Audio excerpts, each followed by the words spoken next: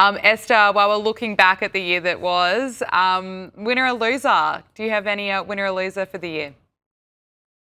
I would say definitely the winner is the ghost of Jeffrey Epstein, the most infamous sexual offender the world has ever known, because he managed to stay in the headlines longer being dead than when he was alive and abusing scores of women. And he was a headache to not only the Republicans, but I suspect the Democrats, if the Democrats would decide to actually be fair-handed about this and acknowledge that there were quite a few powerful men within their own ranks that were sashaying on Epstein Island. So yeah, that's definitely a winner, I would say. And Nick, what about you? Winner or loser? I think a big loser this year has been Chuck Schumer, the leader of the Senate Democrats. He came into the year trying to balance the anger of his progressive base with the job of actually like legislating and leading the country. And for years and years, this is someone who's insisted that shutting down the government is irresponsible. But as soon as he felt the heat from his liberal base, he led Democrats into the longest shutdown in history, while simultaneously refusing and infuriating liberals in his own state by refusing to endorse progressive darling Zohran Mamdani.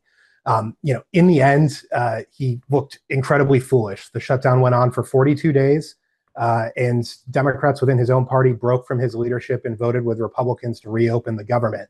So not only did he go through the heartburn of shutting down the government, he got nothing in return and really had egg on his face coming out of that process. And I'm sure he's feeling the heat from within his own party as they enter what is going to be a really difficult cycle for Democrats to pick up seats in the Senate. Absolutely. Esther, I know you cover the royals for us as well, so I have to get your thoughts on Meghan Markle's new Netflix Christmas special. It's been torn apart by critics. Some have given it a 0 or even 1 star, calling it quite mad and a little bit sad. Does not surprise me one bit. Can I get your thoughts?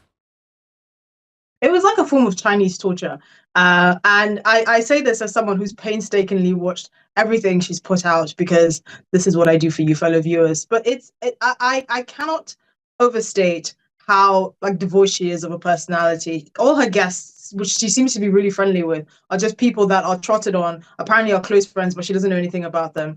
She doesn't explain anything, which as someone who loves cooking and lifestyle stuff, I find very frustrating. She doesn't explain the flavor profile of a lot of the ingredients she uses. And she's always kind of like, oh yeah, I just threw this together. But it's also like, okay, but can you explain it? But I think the one shining light in this latest Christmas special is that Prince Harry managed to chew through his leash just in time to make an appearance, and actually said something witty about an anti-salad which featured beetroot and anchovies, which I have to agree with him on this occasion. But it's just very unentertaining. It's very bland. The episodes are too long. The music, I mean, honestly, whoever put together the score really has a vendetta against Meghan Markle. I'm convinced, like a drunk DJ at a wedding, and it's just unwatchable. And I have a feeling that Netflix are definitely not going to renew this after this sorry attempt to make Meghan Markle a Martha Stewart. Yeah, I think a lot of people hate watching that program if they're watching it at all. Esther Krakue and Nick Weinstein, thank you so much for joining us.